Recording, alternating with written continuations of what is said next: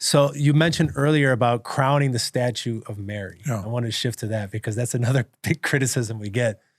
Back to the idol stuff is what I made a funny meme and I got attacked by both Catholics and Protestants, but I thought it was so funny because I shared a picture from my old parish. There's a statue of Our Lady of Fatima and the three children, Francisco, Jacinta, and Lucia, is statues like praying to, like, we're so Catholic that even our statues pray to statues. So I shared it as a meme and I got pushed back. Like, we don't worship. I'm like, it's a meme. It's like, it's meant to be funny. I'm like, read the caption. Like, that was to catch people to like check it out. But it's like, yeah, we don't worship, we venerate. And I always go back like, no, the iconoclast lost this argument 1,300 years ago. It's like, there's a difference between an idol and a statue or stained glass windows. It's like, we're not worshiping the statue. We're not thinking like in the beginning when they were worshiping the golden calf. Even the Israelites said that this is the God. They pointed to the calf, that this is the God that brought us out of Egypt. They were just trying to take God and put him into that idol. Like, we're not trying to take Mary and put her into the statue. We're not trying to take Jesus and put him into a statue or do those things. Like, no, this is just the opposite. It's the opposite. The statue or the image calls us into a deeper reality. Exactly. In his Confessions, St. Augustine kind of writes about this distinction, an idolic gaze versus an iconic gaze. So everything in his worldview is can be enjoyed or used. And I mean, the Latin translations kind of like lose a lot when I say use or enjoy, but the idea is things that are used are meant to propel somebody to another place, and the enjoyment is like it's not necessarily like Platonic rest, but like a rest or a contemplation. And for Augustine, everything other than God must be used. So the only thing that's allowed to be enjoyed is God. But he does kind of write about how there's this accidental, not that it's not purposeful, but accidental in that it's like tangential, maybe is a better word, tangential delight in things which are good as I'm progressing on this journey to God, right? So Augustine's not going to say, use your friend to get to God in this like, use your friend only to help you get holy. So yeah, it's not like that. But this idea that the life that's iconic is the only life worth living. The idolic life is one where you start to enjoy these things that aren't God, and then you just put yourself into the mire, into you're like the, he kind of writes about the prodigal son, but replacing the son with the soul. And the soul that goes out on its own excursions and enjoys the lower things is like the prodigal son. He's eating from the swine tray.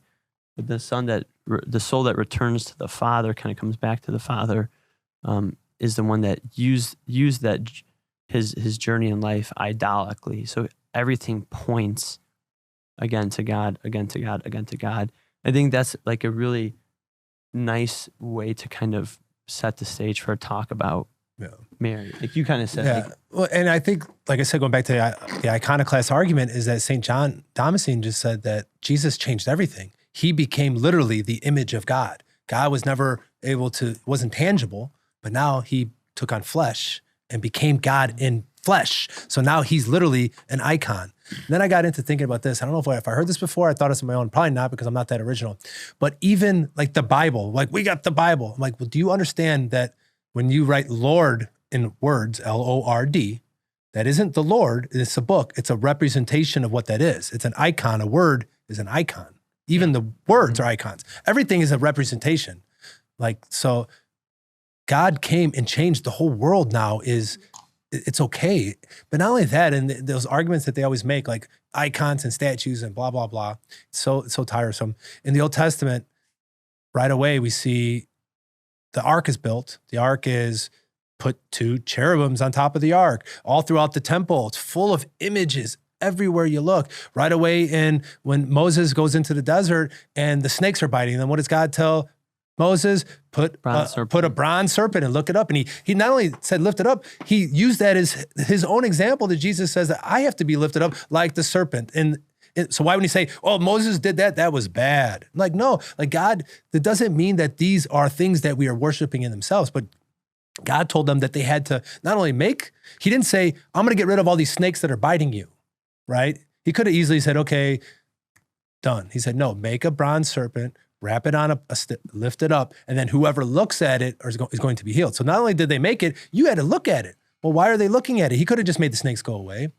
But because he wasn't trying to take it away, he was trying to make them stronger. He was trying to get them to face the things why God sent the snakes in the first place, and why Jesus referenced himself to being the one who needed to be lifted up, that we need to look at the cross. That's why we have to look at the crucifix. That's why we keep Jesus on the cross, to be reminded of what it costs and what it should cost us. It's like, this is a bad image because it's an image. It's Jesus. It's like, but I couldn't tell you how many people have come up to me and said, you Catholics have to take Jesus off the cross because he's ascended. He's in heaven. Yeah. He's come off the cross. Yeah. Well, I don't keep Jesus on the cross because that's where he is now.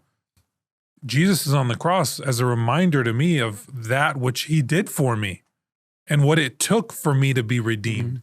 Yeah. Like, I should never forget that in my sinfulness, I needed God to become man, die on a cross for my sake, for me personally. Yeah. And St. Paul says, I preach one thing, Christ crucified. Wouldn't you tell Paul's keeping Jesus in the Bible on the cross? And that's, so to ground, again, we're always going to be going back to Mary here in this episode. So we're trying. Well, we're trying because you and I like to talk. Yeah. And we geek out on Catholic stuff, which is the whole point of this podcast, I guess. Yes, let's go.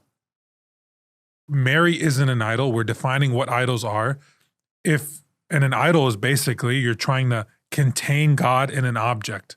You're exerting some sort of power over God by saying, this is where God rests.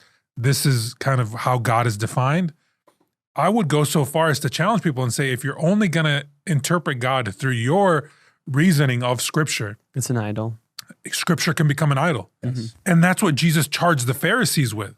They were so hardened in their hearts because of their interpretation of Scripture that they were unable to see that he was the Messiah that they were waiting for. And that was the clashing constantly with the Pharisees and the Sadducees because they had idolized their interpretation of Scripture. So much so that the Son of Man himself was the one speaking to them and opening up Scripture. They were unable to hear it. And so you can make things of God into idols. Yeah. That's something we gotta be careful of. So Mary to us isn't an idol. We can't contain Mary. We can't contain who she is in a statue or an image or an icon, whatever it is. No, what she does for us is she points us to Jesus, and she does it perfectly. And so perfectly that she becomes the mother of the church, which is the bride of Christ. And so this familial relationship is established through what Jesus gives us. He's constantly referring to the Father, right? He's referencing himself as the Son. And it's only natural to give us a mother, one who points back always to God, one who points us back to her Son.